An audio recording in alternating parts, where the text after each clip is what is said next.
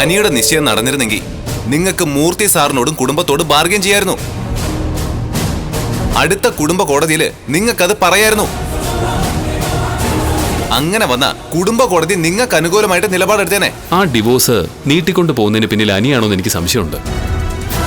വേറൊന്നും കൊണ്ടല്ല, അനിയുടെ ബെസ്റ്റ് ഫ്രണ്ടാണ് നവീൻ. അതുകൊണ്ട് നവീനും അനിയും തമ്മിൽ എന്തെങ്കിലും ഒരു കളിയുണ്ടോയെന്ന് എനിക്ക് സംശയമുണ്ട്. അനിക്കും ഇതിൽ നല്ല പങ്കുണ്ട്.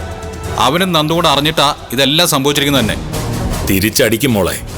അതിനു മുമ്പ് എങ്ങനെയെങ്കിലും അനി നിനക്ക് സ്വന്തമാവണം.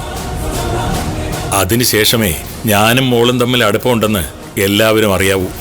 ഞാൻ മടങ്ങി വന്നതേ പഴയ നയനായിട്ടാ. ഇനി ആരുടെ മുമ്പിലും താഴ്ന്നു കൊടുക്കുന്ന പ്രശ്നമില്ല.